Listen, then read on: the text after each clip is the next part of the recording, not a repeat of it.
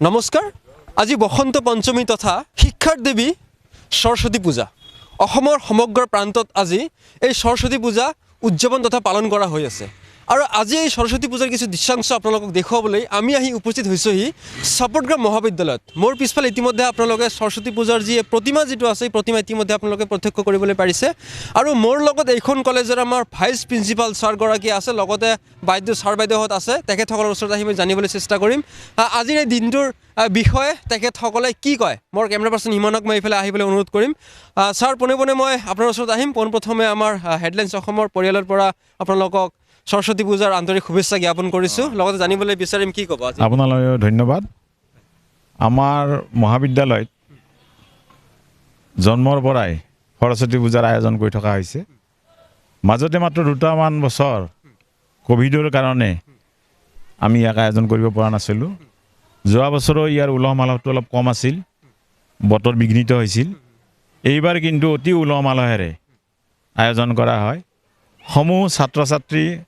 শিক্ষক শিক্ষয়িত্ৰী কৰ্মচাৰীবৃন্দ সকলোৱে ইয়াত সহযোগ কৰে আৰু অতি আনন্দৰে তেওঁলোকে এই উৎসৱত ভাগ লয়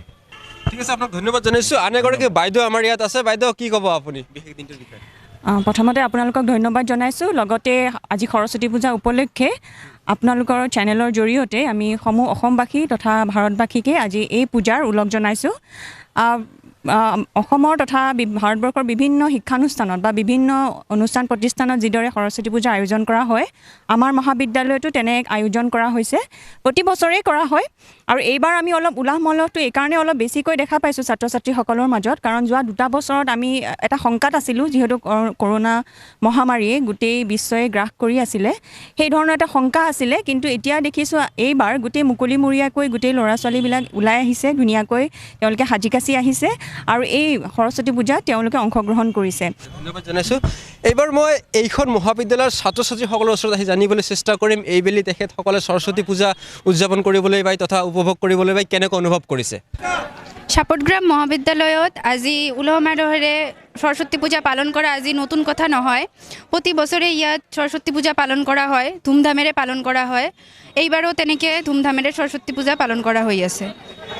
হয় আজি আমি জাতি ধৰ্ম বৰ্ণ নিৰ্বিশেষে প্ৰতি বছৰৰ দৰে আজিও ইয়াত সাপটগ্ৰাম কলেজত সৰস্বতী পূজা পালন কৰি আছোঁ এইটোৰ কাৰণে আমাক ভাল লাগি আছে চবেই আহিব পাৰিছোঁ কোনো ধৰ্মৰ কি নাই গোটেইবিলাক আহিছোঁ আৰু সৰস্বতী পূজা পালন কৰিছোঁ আজি ঠিক আছে ধন্যবাদ জনাইছোঁ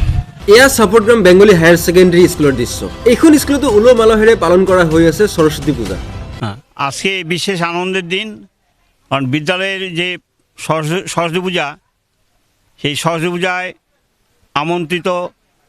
সকল স্টুডেন্ট এসএমডিসি রিটায়ার্ড টিচার স্থানীয় সুধীবৃন্দ সকলেই বিদ্যালয়ের সরস্বতী পূজা দেখার জন্য উদ্গ্রীব থাকে সবাই উপস্থিত হন সকলে প্রসাদ গ্রহণ করেন আর বিদ্যালয়ের পুরনো ছাত্রছাত্রী বা যারা পুরনো ব্যক্তিবর্গ আছেন তারা বিদ্যালয়ের পূজাকে দেখে খুব আনন্দিত হন বিদ্যার অধিষ্ঠাত্রী দেবী সরস্বতী প্রত্যেকটা বিদ্যালয়ে এই দেবী সরস্বতীর আরাধনা করা হয় কারণ ছাত্রছাত্রীদের মনে যে ছাত্রছাত্রীরা পড়াশোনা করছে তার জন্য যে তা বিদ্যা দায়িনী